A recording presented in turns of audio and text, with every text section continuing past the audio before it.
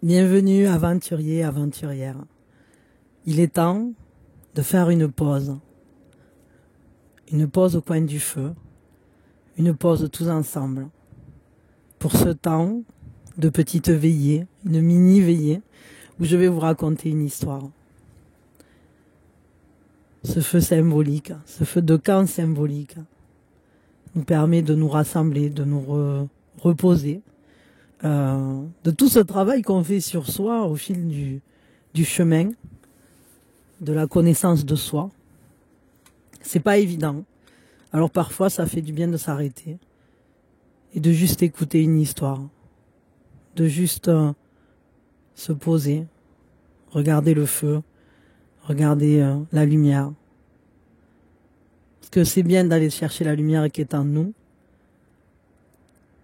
Et ici, c'est un peu le rappel de cette petite lumière. Enfin, ici, cette petite lumière, c'est un peu le rappel de la grande lumière que vous avez en vous. Elle nous rassemble. Parce qu'on a tous la même. Même si elle s'exprime dans des unicités différentes. Alors ce soir, je vais vous raconter une histoire. Le bouvier et la tisserande. C'est un conte chinois.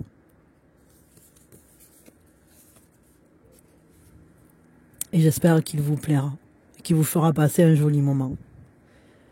Quand Niu Lang est né, la Voie lactée et les 2 étoiles qui brillent de chaque côté n'existaient pas. Pourtant, chaque année, on fête en Chine le 7e jour du 7e mois, car cette nuit-là, 2 étoiles se font face. L'une à droite de la Voie lactée s'appelle la tisserande.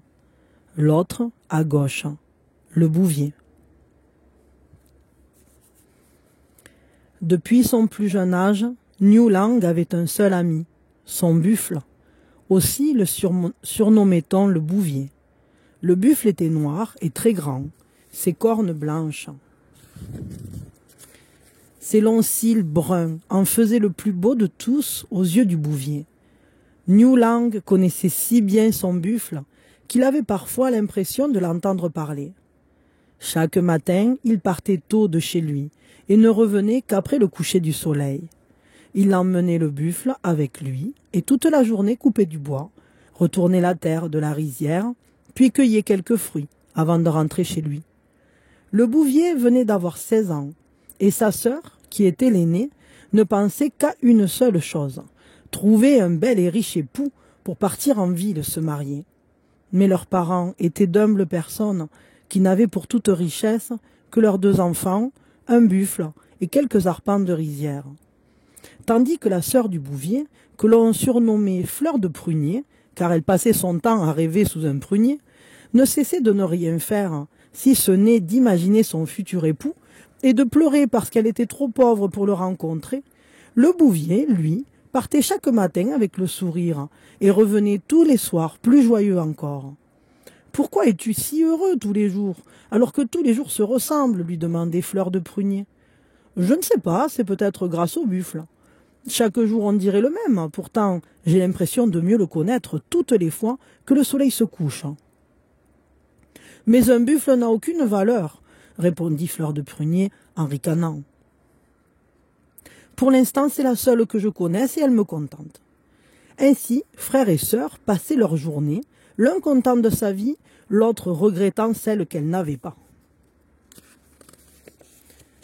Un soir, un événement inattendu se produisit qui devait les rendre très tristes.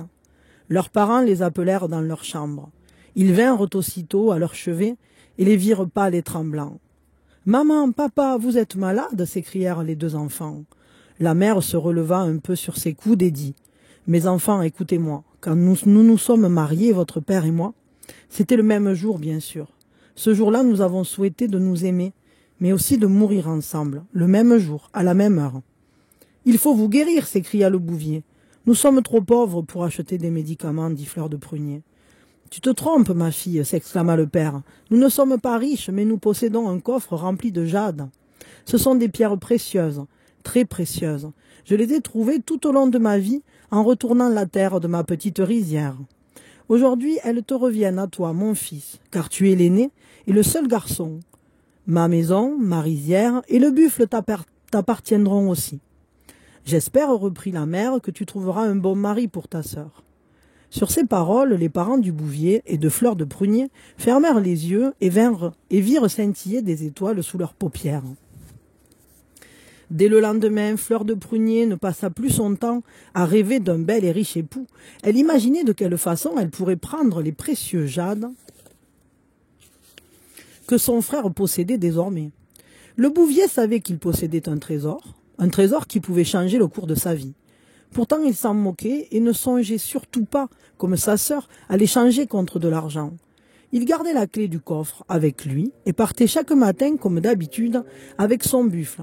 Puis revenait le soir avec un peu de bois qu'il faisait brûler dans la cheminée pour y cuire son bol de riz. Un soir, quand il poussa la porte de la petite maison, il fut très surpris de voir un bon dîner servi sur la table. Fleur de Prunier lui avait préparé ses plats préférés et frotté ses mains couvertes de farine sur son tablier. Comme elle paraissait gaie et différente, le Bouvier, ravi, alla remercier sa sœur et goûter avec elle ces mets délicieux quand le buffle se mit à gémir derrière la porte. Il grattait la serrure avec ses cornes comme s'il voulait l'ouvrir. Le Bouvier lui ouvrit et le buffle, tel un éclair, se précipita dans la pièce et engloutit tous les plats qui étaient sur la table. « Sale bête !» criait Fleur de Prunier. « Mon bon dîner est tout gâché, je vais fouetter cet imbécile de gourmand. » Tandis qu'elle partait chercher un fouet, le buffle saisit la manche du Bouvier entre ses dents et le tira comme s'il voulait le faire sortir de la maison. Le Bouvier le suivit dehors, mais il ne tarda pas à montrer sa colère. « Je ne comprends pas pourquoi tu as mangé tout notre dîner. Je m'occupe toujours bien de toi. Je t'emmène chaque jour là où l'on trouve l'herbe la plus fraîche et la plus tendre. » « J'ai mangé les plats de Fleur de Prunier pour ne pas que tu les manges, » interrompit le buffle. « Tu parles ?» s'écria le Bouvier. « Je le savais. Parfois j'avais l'impression de t'entendre, mais là maintenant je reconnais ta voix. Tu sais donc parler. Tu es un buffle magique ? Le roi du ciel m'a placé entre tes mains pour que je te protège. C'est très gentil, mais tu ne l'as pas été, toi. Pourquoi as-tu fait cette bêtise digne du plus stupide des buffles ? Ta sœur avait mis du poison dans tous les plats qu'elle a préparés. Elle voulait t'empoisonner. Pourquoi ? Elle veut prendre la clé du coffre où se trouvent les précieux jades de ton père. Ma sœur est un monstre. Pauvre buffle, j'y pense. C'est toi qui as avalé tous les plats empoisonnés et tu vas mourir parce que tu as voulu me sauver la vie. Sur la terre, je vais mourir et je deviendrai une étoile dans le ciel. Je brillerai et quand tu me regarderas la nuit, tu sauras que je vis encore. Avant de partir, j'aimerais te donner un conseil. Donne la clé du coffre à Fleur de Prunier. Quitte ta maison, pars vers l'ouest et franchis la montagne. Tu rencontreras un homme qui fera ta fortune. Ah, j'oubliais, prends avec toi mes cornes. À l'intérieur de chacune d'elles se trouve un message que tu devras lire quand tu te poseras une question importante à laquelle tu ne peux trouver de réponse. Tu prendras mes cornes quand je serai mort. Elles se détacheront sans effort. Sur ces paroles, le buffle ferma les yeux et le Bouvier vit scintiller des étoiles sous ses paupières. Sans effort, il prit les cornes du buffle et ne put s'empêcher de pleurer. Quand ses larmes roulèrent sur les poils noirs du buffle, celui-ci disparut et telle une comète traversa la nuit pour s'accrocher tout près de la lune. Le Bouvier donna la clé à sa sœur et partit sans délai, sans se retourner, sans rien regretter. Comme le lui avait dit le buffle, le Bouvier partit vers l'ouest et franchit la montagne. Derrière l'autre versant, il découvrit une immense plaine où s'étalaient des rizières à perte de vue. Non loin de là se dressait une riche demeure aux portes rouges et aux toits dorés. Le Bouvier prit le chemin de ce beau domaine et ne tarda pas à rencontrer l'homme dont lui avait parlé le buffle. Il était grand et portait une barbe blanche. Ses petits yeux noirs inspiraient le respect et la crainte. Malgré son air imposant, l'homme esquissa un sourire et dit « Je suis le seigneur aux 10 000 grains de riz. Je vous salue, jeune étranger. Que faites-vous sur mes terres ? Je suis venu pour faire fortune, honorable seigneur. Quel bien possèdes-tu ? Rien, si ce n'est l'habit que je porte. Quel talent possèdes-tu ? Je sais cultiver une petite rizière. Les miennes sont grandes et je n'ai pas besoin de cultivateur. Je sais ramasser du bois. Ici, il fait très chaud, nous n'avons pas besoin de faire de feu. Je sais cueillir des fruits mûrs. Chez moi, ce sont les femmes qui les cueillent. Je crois que je ne peux rien pour toi. Passe ton chemin, jeune étranger. » À cet instant, 2 paysans qui revenaient de la rizière avec leurs buffles s'arrêtèrent sur le chemin. « Seigneur, Seigneur, les buffles sont malades. Ils veulent tous se coucher et refusent d'avancer. S'ils ne labourent pas la terre, vous paierez toutes vos récoltes de riz. » Attendez une seconde. Pardon. « Mes buffles, malades, s'écria le Seigneur. J'en possède au moins 100. Quel médecin assez habile pourrait tous les guérir? » Le bouvier tendit timidement sa main vers le Seigneur aux 10 000 grains de riz et dit « J'ai un talent que je ne vous ai pas révélé. Je connais bien les buffles et peut-être pourrais-je en soigner quelques-uns. Si tu en soignes 10, je te donnerai une maison. Si tu en soignes 50, je te donnerai la moitié de ma fortune.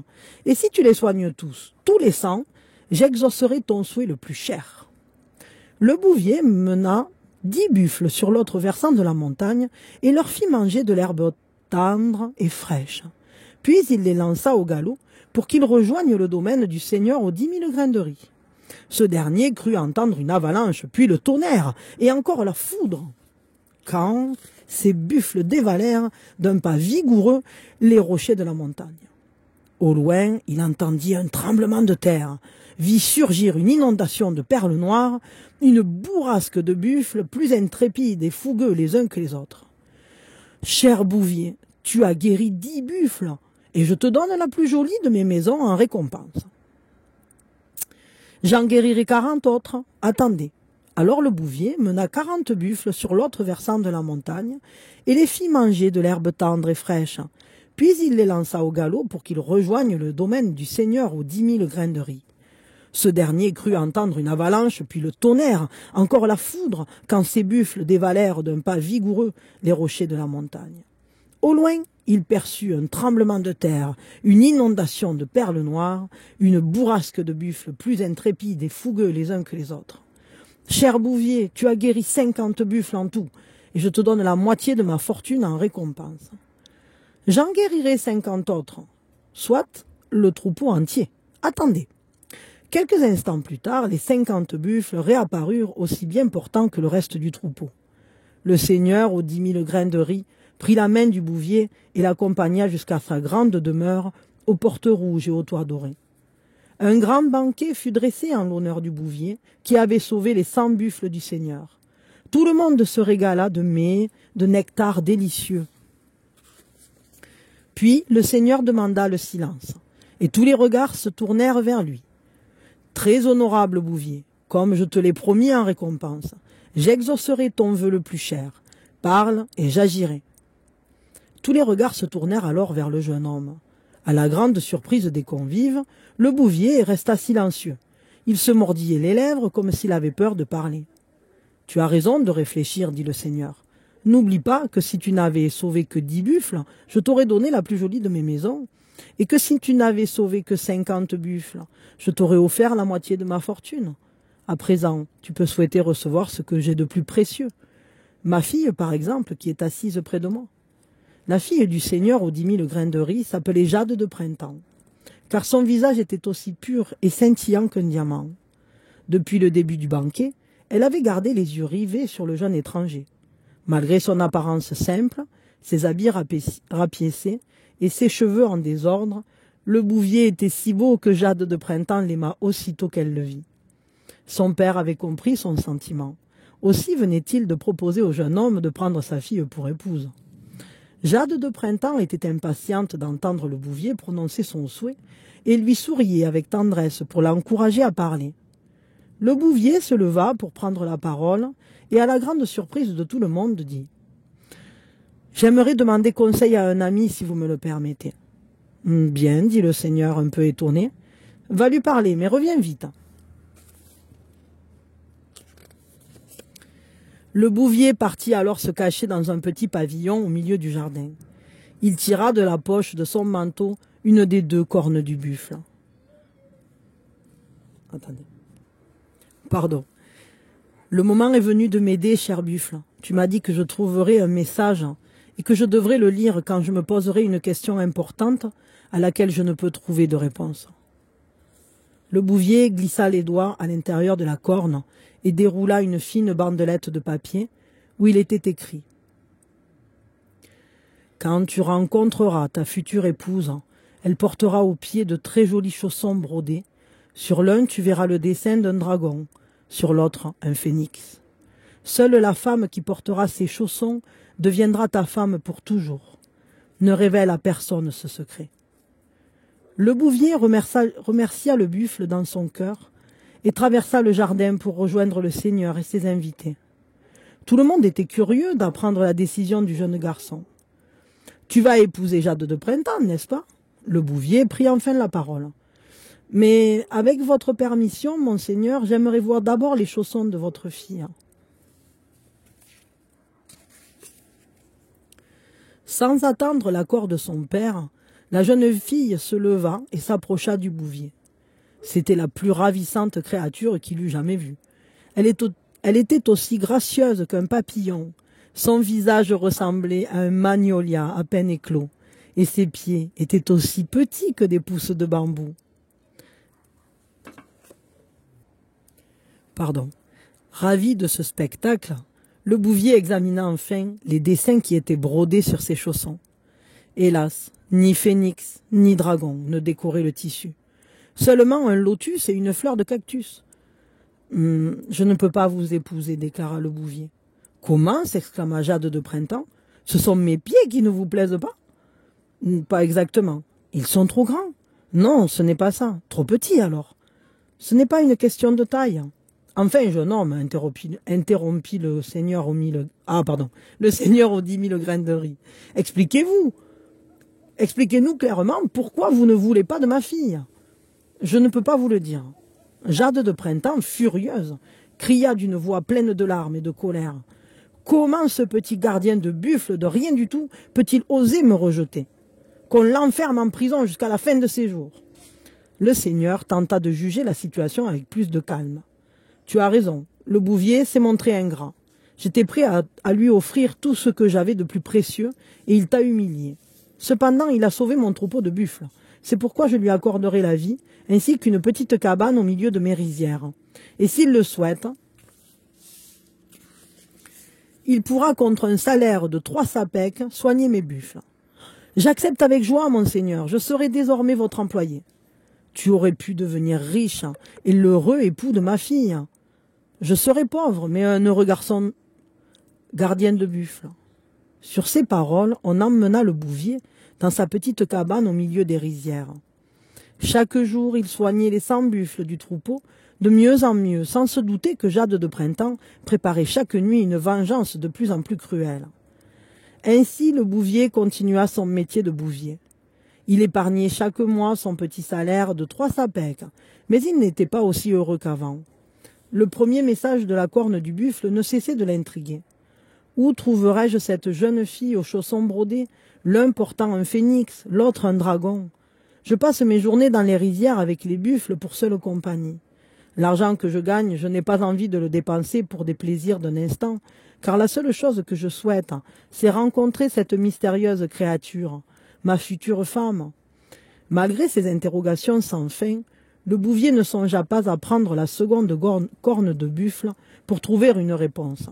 Il ne savait pas non plus qu'au milieu des nuages, une fée, l'une des 7 filles de la reine mère du ciel, ne cessait de l'observer. Cette jeune fille céleste s'appelait la tisserande, car elle avait la charge de tisser et de broder les couleurs du crépuscule. Elle observait le bouvier depuis un jour seulement, mais chacun sait qu'un jour au ciel dure une année sur terre. La tisserande s'ennuyait et n'avait qu'un seul désir, se rendre sur terre pour aller se baigner avec ses sœurs, non loin de la cabane du bouvier. Il y avait là une jolie cascade d'eau, dont le bruit envoûtait quiconque comme une douce mélodie. Ce soir-là, la tisserande tissa les plus merveilleux motifs pour le crépuscule. Chaque oiseau qu'elle brodait s'envolait du ciel vers la terre, vêtu d'un plumage multicolore. L'un d'eux possédait les 7 couleurs de l'arc-en-ciel et vint se poser au bord de la fenêtre du bouvier. La tisserande ne pouvait croire qu'il s'agissait d'un hasard et décida de s'envoler avec ses sœurs jusqu'à la cascade. « Mais nous n'avons pas le droit, se récrièrent ses sœurs. Tu sais bien que notre mère nous a interdit d'aller sur terre. »« Pourquoi, à votre avis ?» répliqua la tisserande sur un ton effronté. « Pour que nous restions les fées du ciel et que nous ne nous marions pas avec les hommes de la terre. »« Et pourquoi, à votre avis ?» répliqua la tisserande avec un air de défi. « Nous sommes immortels, mais si nous épousons des mortels, nous perdons notre vie éternelle. Regardez à travers les nuages, mes sœurs, je suis amoureuse de cet homme-là. Il ne ressemble à aucun autre de ceux que nous rencontrons tout le temps dans le ciel. »« Il est pauvre, remarqua la première sœur. »« Mais il est beau, dit la tisserande. »« Il est mortel, remarqua la deuxième sœur. »« Mais son cœur me semble éternel. »« Il ne s'occupe que de ses buffles, remarqua la troisième sœur. »« S'il sait dresser l'esprit des animaux, il saura conquérir le mien. Ne suis-je pas la plus intrépide de nous sept ? Oui, c'est bien vrai, tu veux toujours aller là où il ne faut pas, et faire ce qui est interdit. Et ton bouvier a l'air bien solitaire, répliqua la quatrième sœur. Mais c'est parce qu'il n'attend que moi, dit la tisserande. J'ai entendu dire qu'il a refusé d'épouser la plus jolie fille de la terre, celle qui s'appelle Jade de printemps, répliqua la cinquième sœur. C'est parce qu'il n'a pas entendu mon nom. Le bouvier et la tisserande. Je ne crois pas que ce puisse être le titre d'une grande histoire, répliqua la sixième sœur. Pour le savoir, allons toutes nous baigner dans la cascade. On dirait de la musique, dit la tisserande. Les 7 sœurs profitèrent du sommeil de la reine mère du ciel pour s'envoler ensemble vers la terre. Pendant ce temps, le bouvier s'apprêtait à dîner seul en silence, à chanter une chanson pour lui seul en regardant la lune, et à se coucher seul en soupirant comme chaque soir. Quelle ne fut pas sa surprise quand il vit un oiseau d'une espèce inconnue se poser sur le rebord de sa fenêtre. Son plumage étincelait dans la nuit. Le bouvier approcha sa main de l'oiseau, et ce dernier ouvrit le bec pour lui donner un long fil de soie rouge. Le bouvier enroula le bout du fil autour de son doigt, tandis que l'oiseau gardait l'autre bout dans son bec.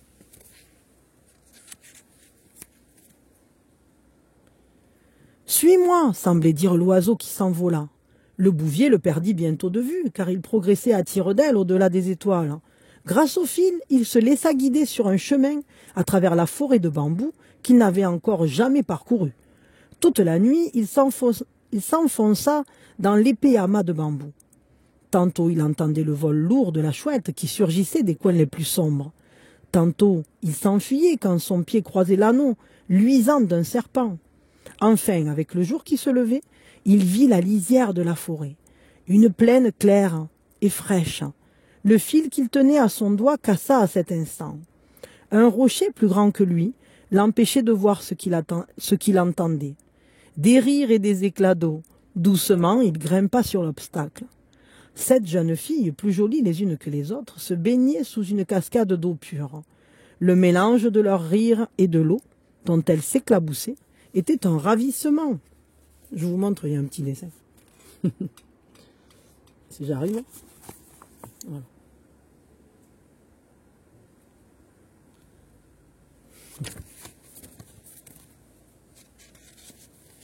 Était un ravissement pour les yeux et les oreilles. Mais le bouvier, très intimidé par ce bain, ne voulut pas les observer plus longtemps et se dirigea vers les saules pleureurs pour attendre qu'elles se rhabillent. C'était au pied de ces arbres que les 7 jeunes filles avaient laissé leurs robes et leurs chaussons. Curieux, le bouvier se mit à regarder chaque paire de plus près. Toutes portaient des motifs d'oiseaux ou de fleurs si finement brodés qu'on aurait dit que le dessin allait prendre vie. Tout à coup, le cœur du bouvier se mit à battre. La 7e paire de chaussons portait un phénix et un dragon. Ainsi, la mystérieuse femme destinée à épouser le bouvier se trouvait parmi les baigneuses. Laquelle était-ce ? Le jeune garçon devait attendre qu'elles reviennent chercher leurs effets pour le savoir. Mais ensuite, se dit-il, peut-être qu'elles disparaîtront, ou que leur père viendra les chercher. Comment pourrais-je alors, moi, simple petit gardien de buffle, oser parler à une jeune fille de grande condition ? Les robes des jeunes filles étaient somptueuses et couvertes de perles et de pierres précieuses. Il ne faisait aucun doute que ces 7 sœurs appartenaient à une très noble famille. Même s'il n'en avait pas l'habitude, le bouvier décida de voler la 7e paire de chaussons pour savoir quelle sœur en était la propriétaire. Au bout d'un instant, les rires se rapprochèrent des saules pleureurs. Elle venait se rhabiller. Le bouvier ne tarda pas à entendre la jolie voix de la tisserande. « Mes chaussons ont disparu. Comme c'est étrange. N'est-ce pas l'une de vous qui veut me jouer un tour ?»« Bien sûr que non, répondirent les sœurs en chœur. Dépêche-toi de les retrouver, car si notre mère s'aperçoit de notre absence, tu sais comment elle te punira. » La tisserande s'éloigna sous le lourd feuillage des saules et découvrit celui qu'elle avait observé depuis le ciel et dont elle espérait tant se faire aimer. Le jeune garçon, plus rouge que jamais, balbutia. « C'est moi qui ai pris vos chaussons. Pardon, j'avais tellement peur que vous ne repartiez. Je n'aurais jamais su que c'était vous. » « Il ne fallait pas avoir peur à ce point-là, rit la tisserande, car sans mes chaussons, je ne peux pas retourner Puis elle se tut. Elle ne voulait pas avouer au bouvier qu'elle était une fée céleste et qu'il lui suffisait de mettre ses chaussons pour s'envoler au-delà des nuages. « Pourquoi avez-vous choisi de voler mes chaussons plutôt que ceux des autres ?» ajouta-t-elle. « Un vieil ami m'a dit un jour que la femme qui m'était destinée comme épouse aurait un phénix et un dragon brodés sur ses chaussons. »« C'est donc moi, dit la tisserande en souriant. »« Oui, répondit le bouvier très ému. Je vais vous les rendre, ne vous inquiétez pas. »« Surtout pas, s'écria la tisserande. Garde-les, cher époux, ce sera le gage de mon amour. » Le bouvier ne put comprendre la phrase de la tisserande. Attendez, hop, je vous montre parce qu'on les voit tous les deux.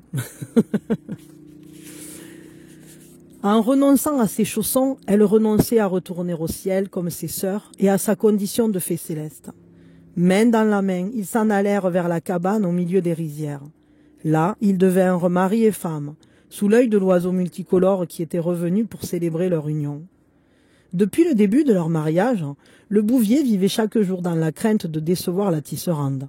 Elle ne parlait jamais de sa riche famille, mais le bouvier savait qu'elle n'avait pas l'habitude de coucher sur une natte de paille, de manger du riz ou des légumes cuits à la vapeur, ou de retenir son chignon avec une vulgaire aiguille à tricoter.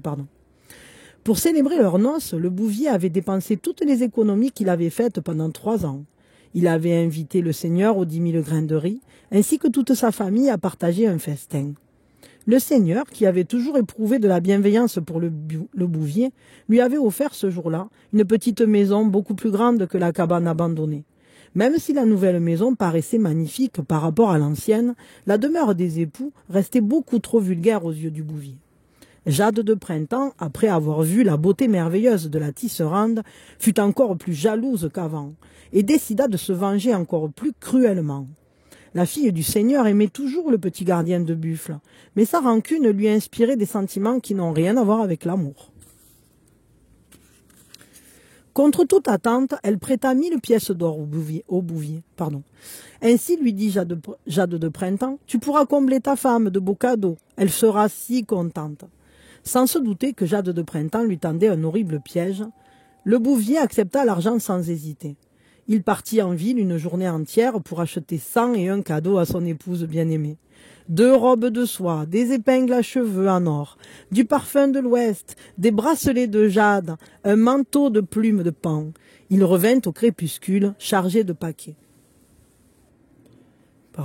La tisserande découvrit un à un ses cadeaux, mais le bouvier ne trouva pas sur son visage l'expression de joie qu'il attendait. « Que se passe-t-il » lui demanda son mari inquiet. « Me suis-je trompé? Aurais-tu préféré... » « Ne dis plus un mot, mon chéri. Si j'ai l'air préoccupé, ce n'est pas à cause de toutes ces merveilles. C'est parce que moi aussi j'ai quelque chose à t'offrir et je ne sais pas si cela te plaira. »« Montre-le-moi vite, s'écria le bouvier.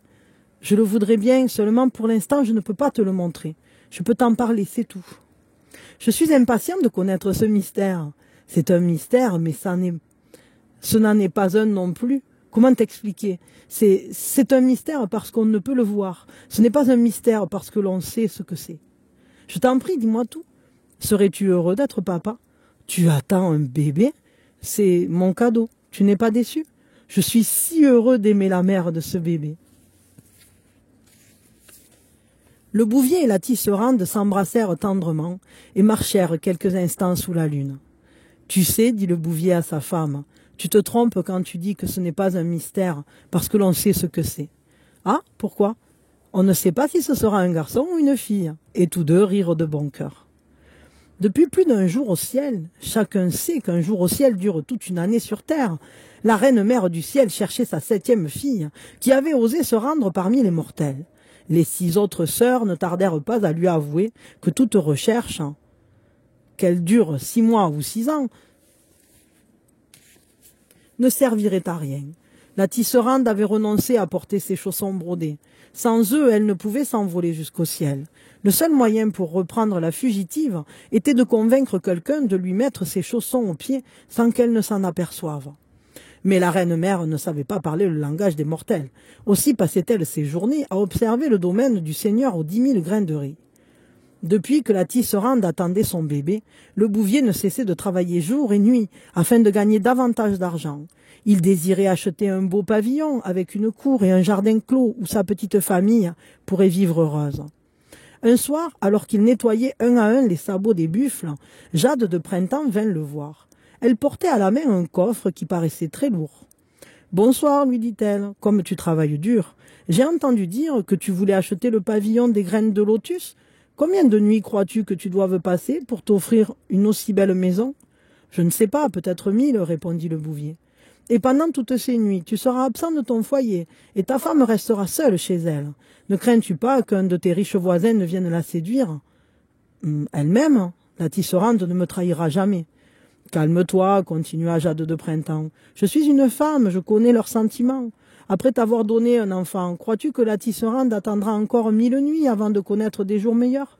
Le premier jeune seigneur qui lui promettra une vie paisible et confortable, elle le suivra, et de toi, elle ne se souviendra que de cette odeur de buffle qui te suit partout. Que dois-je faire ? Je ne veux pas qu'elle me quitte. Je t'ai apporté dans ce coffre une somme plus que suffisante pour acheter le pavillon des graines de lotus, ainsi que des habits de fête pour la naissance de votre enfant. Je te prête 100 000 pièces d'or. Tu me les rendras plus tard, quand ton enfant aura 1 an. Sans songer comment il pourrait un jour rembourser une dette aussi importante, le bouvier accepta le coffre. Ne me remercie pas, ajouta Jade de Printemps. Profite bien de cette richesse, c'est tout ce que je te souhaite. À bientôt. Sur ces paroles, la fille du seigneur partit, un sourire moqueur aux lèvres. Le bouvier était bien trop heureux pour soupçonner les mauvaises intentions de sa généreuse amie. Les enfants du bouvier et de la tisserande naquirent dans la chambre de l'aile ouest du pavillon des graines de lotus. Une fille et un garçon, des jumeaux. Le bouvier ne se lassait pas de remercier sa femme d'avoir résolu de manière si parfaite le fameux mystère. Et comme le veut la tradition, 1 an, jour pour jour après leur naissance, il organisa un grand festin. Le seigneur, aux 10 000 grains de riz, et sa suite vinrent tous féliciter les parents et offrir des arcs et des flèches, des pinceaux et des chapeaux carrés aux petits garçons. Puis furent offerts à la petite fille des collections de bracelets et d'épingles à cheveux, des mètres et des mètres de fils de soie et des dizaines d'aiguilles. Alors que tout le monde se réjouissait, la tisserande quitta soudain le banquet pour apaiser ses jumeaux qui pleuraient. Elle était en train de les bercer quand Jade de Printemps pénétra dans la chambre des enfants.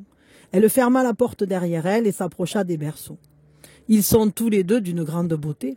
Quel dommage s'ils devaient devenir de petits serviteurs de rien du tout, des esclaves, quoi. Que dites-vous ? S'écria la tisserande. Mes enfants demeureront toujours auprès de moi et du bouvier, esclaves de personne et bien au contraire, libres de connaître un grand destin.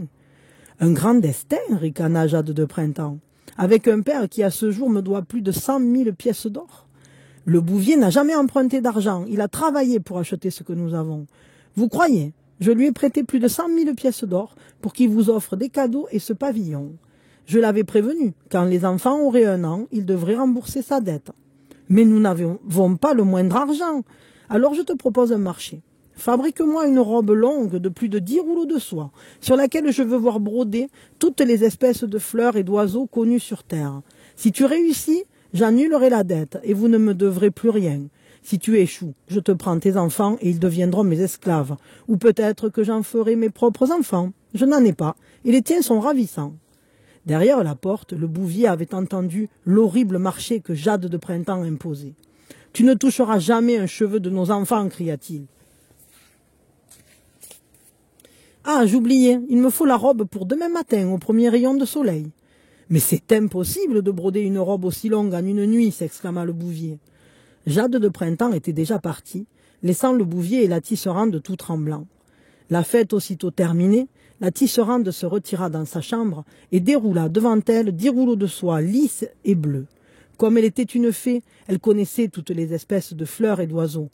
Autrefois, quand elle devait tisser les couleurs du crépuscule, elle s'inspirait des roses et des perroquets, des magnolias et des rossignols, des pivoines et des grues. Aucune espèce n'avait de secret pour elle. Elle tira de son chignon l'aiguille du soleil couchant et broda en moins de quelques heures toutes les fleurs qui pouvaient éclore sur la terre et tous les oiseaux qui pouvaient s'envoler dans le ciel. Elle acheva la robe avant l'aube et la montra à son mari. « Crois-tu que j'ai réussi ?» lui demanda-t-elle. Le bouvier cligna des yeux d'émerveillement. Chaque oiseau semblait si vivant qu'on aurait dit qu'il allait quitter le tissu et prendre son envol. Chaque fleur semblait si naturelle qu'elle paraissait posée sur la soie. « C'est splendide !» s'écria le bouvier. « Je ne savais pas que tu possédais un tel talent. »« Je brodais beaucoup avant de te rencontrer, » dit la tisserande, sur un ton malicieux. « Mais le plus important, c'est que nos enfants soient sauvés et que ta dette soit annulée. Promets-moi seulement de ne plus jamais rien emprunter à cette femme. »« Je te le promets, » dit le bouvier, qui ne se lassait pas d'admirer les motifs de la robe. À cet instant, Jade de Printemps frappa à leur porte. « J'imagine que ma robe n'est pas prête, » dit-elle, « et que tu n'as pas encore terminé de broder la tige d'une simple tulipe. »« Est-ce qu'elle vous convient ainsi, avec les 1000 espèces d'oiseaux et de fleurs ?» dit la tisserande en déroulant la traîne. Jade de Printemps fut si éblouie par la beauté du travail que pendant quelques secondes, toute expression méchante quitta son visage. Elle dévisagea la tisserande et se demanda pour la première fois si cette jolie jeune femme n'était pas une déesse ou une fée. « Je prends la robe, je vous laisse vos enfants, j'annule la dette, mais un jour, ajouta-t-elle, je découvrirai ton secret. » Pendant ce temps, la reine-mère du ciel assistait à toute la scène. Elle connaissait le secret de sa fille et le moyen de la faire revenir au ciel. Comme elle ne savait pas parler le langage des mortels, elle profita du sommeil de Jade de Printemps pour lui envoyer un rêve. Ainsi, la fille du Seigneur rêva du pavillon des graines de lotus. Elle y pénétrait alors que tout le monde dormait. Elle se dirigeait dans la cour où il y avait un saule pleureur et découvrait sous les feuillages une petite boîte. Elle ouvrait la boîte et découvrait une paire de chaussons brodés d'un phénix et d'un dragon. Elle se glissait dans la chambre de la tisserande endormie et lui mettait les chaussons. Aussitôt la tisserande s'éveillait et malgré elle s'élevait dans les airs, planait à travers la pièce, puis s'envolait par la fenêtre. Le bouvier voyait sa femme disparaître derrière les nuages. Il lui disait au revoir, puis se tournant vers ses enfants, il leur expliquait « Votre mère est partie, mais voici votre nouvelle maman et ma nouvelle femme. Elle s'appelle Jade de Printemps. » Le rêve que la reine-mère du ciel envoya à la fille du Seigneur s'arrêta sur cette phrase. Jade de Printemps se réveilla en sursaut. Son vieux rêve allait-il se réaliser? Pourrait-elle, comme elle le désirait depuis toujours, épouser le bouvier? Elle ne prit pas le temps de se changer et, en robe de nuit, traversa les champs jusqu'au pavillon des graines de lotus. Dans la cour, il y avait bien un grand saule pleureur. Elle glissa sa main sous les feuilles et prit la boîte. Les chaussons, identiques à ceux de son rêve, étaient là. Jade de Printemps était ravie et continua de faire ce que le songe de la reine-mère du ciel lui dictait. Dans leur chambre, le bouvier et la tisserande dormaient profondément. Jade de Printemps écarta doucement la couverture pour trouver les pieds de la tisserande. Ils étaient si petits qu'elle dut encore soulever un peu plus la couverture. À ce moment, la tisserande soupira, et Jade de Printemps se pressa d'enfiler les chaussons. Ce qu'elle avait vu en rêve se déroula devant ses yeux. Encore assoupie, la tisserande s'éleva lentement dans les airs, puis comme si 2 grandes ailes avaient poussé dans son dos, elle virevolta tel un papillon. Une bourrasque de vent fit céder brusquement la fenêtre. Le bouvier se réveilla et vit sa femme s'envoler dans le ciel et disparaître derrière le clair de lune. « Que se passe-t-il » criait le pauvre bouvier. « Où vas-tu? Reviens! Ta femme est une fée. Elle est retournée au ciel, » lui expliqua Jade de Printemps. « Pourquoi es-tu là? C'est toi qui l'as fait partir? On m'a demandé en rêve de lui mettre ses chaussons, et voilà, elle s'en est allée parmi les siens. Mais moi, je reste avec toi, je deviendrai ta femme, n'est-ce pas? Tu rêves une seconde fois. Il faut que je suive la tisserande. Mes enfants, vite, habille-les s'il te plaît, et couche-les dans ce panier.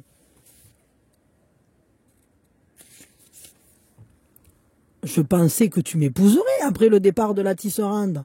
Aide-moi, dit le bouvier. C'est le mieux que tu puisses faire pour devenir mon ami, tout simplement. Tandis que le bouvier quittait la chambre, Jade de Printemps s'occupa des jumeaux.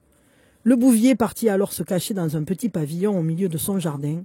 Il tira de la poche de son manteau la seconde corne du buffle. Le moment est venu de m'aider à nouveau, cher buffle.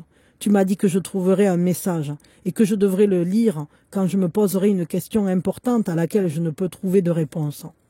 La première fois, tu m'as appris comment reconnaître ma future épouse. Cette fois, me révéleras-tu comment la rejoindre? Le bouvier glissa ses doigts à l'intérieur de la corne et déroula une fine bandelette de papier où il était écrit « Si tu veux voler, porte ma corne à ton front. » Le bouvier revint dans la chambre et prit sur ses épaules le panier où Jade de Printemps avait couché les jumeaux. Puis il porta la corne du buffle à son front. Il ferma les yeux et se sentit aspiré par la nuit.